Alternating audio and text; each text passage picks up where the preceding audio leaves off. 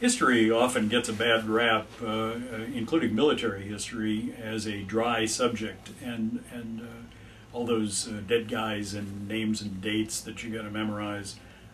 I think that that's probably a result of poor teaching, because when you're memorizing all those things, you got to ask the question, what's the point?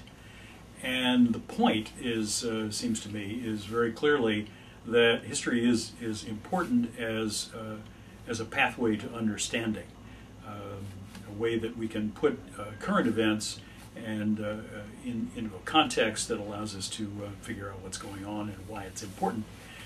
If you have any doubts about how relevant history can be, you have only to look at the recent dust-up between President Obama and General McChrystal, and in many instances, op-ed pieces, op-ed pages, and blogs have concentrated on history as a way of understanding that current event.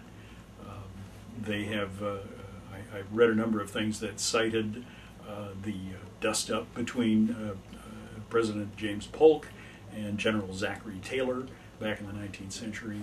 There was, of course, the famous repeated clashes between President Lincoln and General McClellan during the Civil War, and then more recently, General Patton during World War II was famously at odds with FDR. And in the Korean War, perhaps the most famous incident of a major struggle between a president and a general, President Truman stood a certain amount of insubordination from General Douglas MacArthur before he relieved him of his command in Korea. These things are all important context setters that allow us to give some sense of proportion and balance to the events that are unfolding at the present time. That's the kind of didactic importance of history, as I say, a pathway to understanding. But the other reason that I think history is anything but dry, but is in fact is juicy and fascinating, is that history can be seen as a chronicle, a catalog practically, of great stories.